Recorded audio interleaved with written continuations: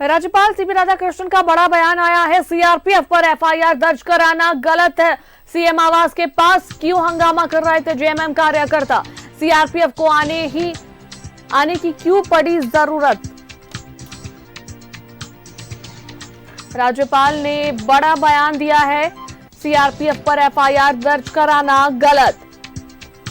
CM आवास के पास क्यों हंगामा कर रहे थे जेएमएम कार्यकर्ता?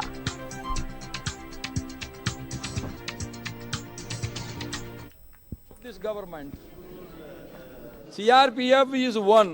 Why CRPF is coming?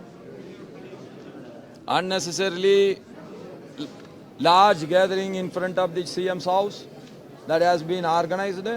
That's why CRPF has to come. It is this government's mistake, this party's mistake. This type of attitude should be stopped.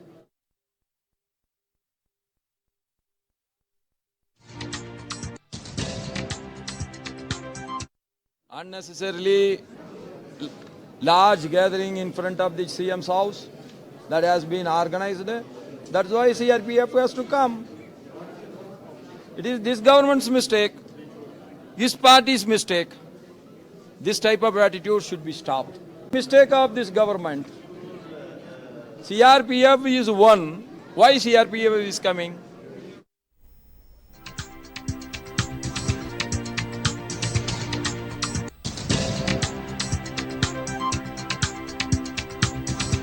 राज्यपाल सीपी राधाकृष्णन का बड़ा बयान आया है। सीआरपीएफ पर एफआईआर दर्ज कराना गलत उन्होंने कहा कि अननेसेसरी की गैदरिंग सीएम हाउस के बाहर आखिर क्यों हुई, इस वजह से सीआरपीएफ को आना पड़ा।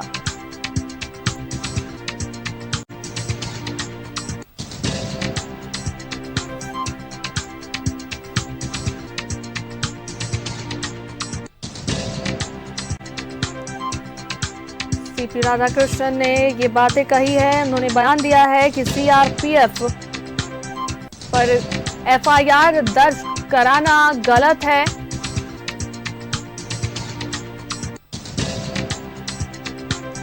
उन्होंने कहा कि सीएम आवास के पास हंगामा क्यों कर रहे थे जेएमएम कार्यकर्ता,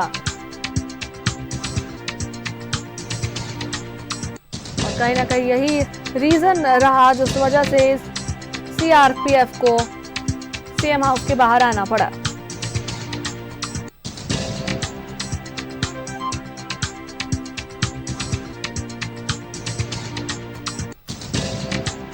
राज्यपाल सीपी राधाकृष्णन का ये बड़ा बयान।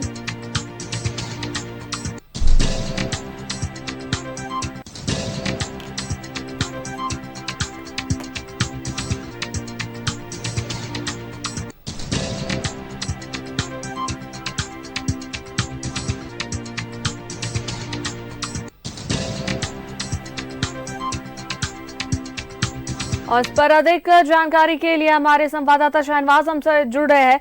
शहनवाज, जिस तरीके से अभी राज्यपाल सीपी राधाकृष्णन का बड़ा बयान आया है, उन्होंने कहा है कि सीआरपीएफ पर जो एफआईआर दर्ज हुआ है वो गलत है, क्योंकि जिस तरीके से जेएमएम के कार्यकर्ता आखिर क्यों हंगामा कर रहे थे सीएम हाउस के बाहर, क्यों इतना गैदरिंग हुआ अननेसेसरी का, और आखिरकार सीआरपीएफ को आने की जरूरत ही क्यों पड़ी?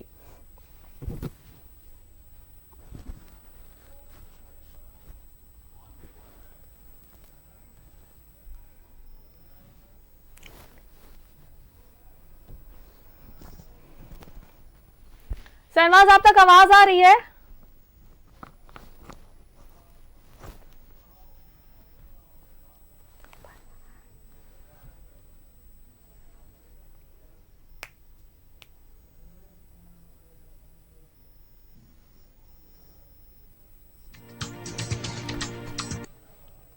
कि आखिर जेएमएम के कार्यकर्ता इतना हंगामा क्यों कर रहे थे, क्योंकि ये एक संवैधानिक प्रक्रिया है। जब कभी ऐसा होता है, उन्होंने खुद बुलाया था वहां पर, तो ऐसी हंगामाबाजी करने की जरूरत क्या थी?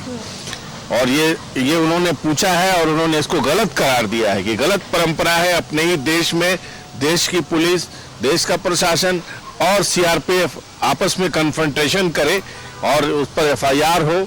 ये सही नहीं हुआ है। अनुष्का, ये ये अभी थोड़ी देर पहले नेशनल वोटर्स डे का कार्यक्रम था, इसमें राज्यपाल आए थे। और आपको याद होगा कि इसी तरह के कार्यक्रम में पिछले हफ्ते भी उन्होंने कड़ी टिप्पणी की थी, जब 22 को मुख्यमंत्री हेमंत सोरेन ने 20 तारीख को उन्होंने आमंत्रित किया था ईडी को अपने आवास पर।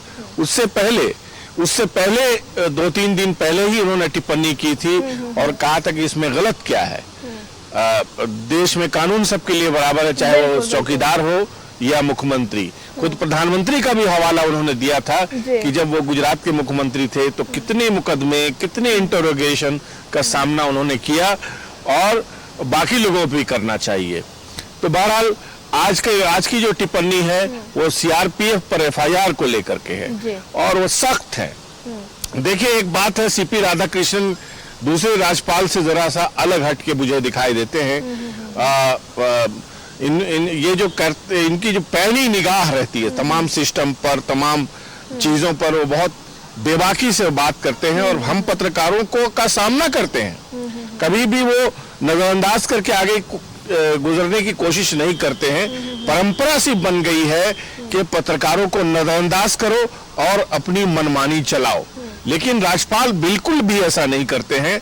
जबकि वो हम में और उनमें एक भाषा का फर्क है, लेकिन फिर भी हम लोग जिस तरह से भी क्वेश्चन रखते हैं उनके सामने, वो उसको समझ करके बहुत ही अच्छे अंदाज में उसको बताते हैं।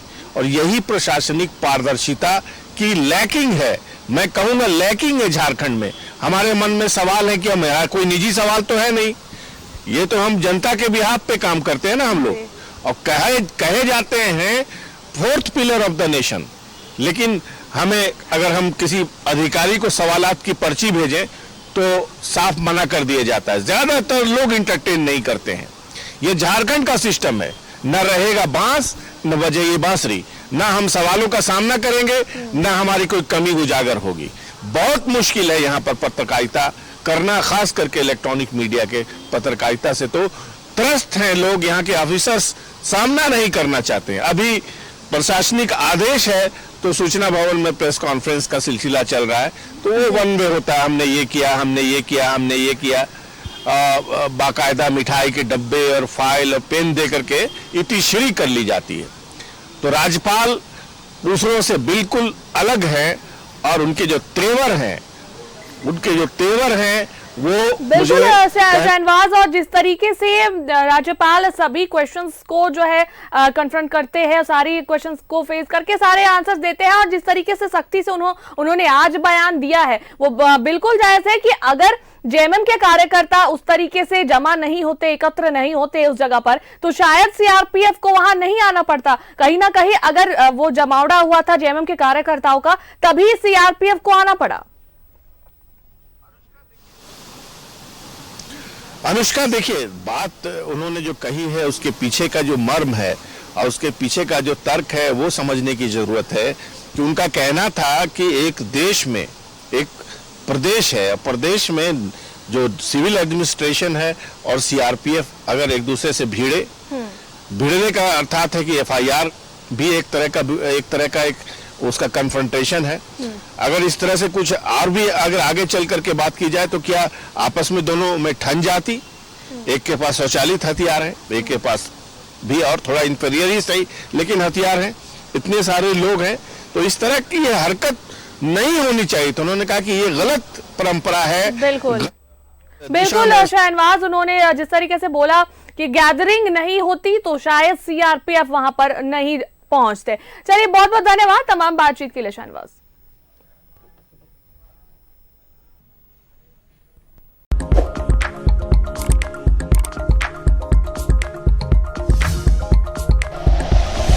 Like and share videos, subscribe करें हमारा चैनल और प्रेस करें बेल आइकॉन। News 11 भारत, सच है तो दिखेगा।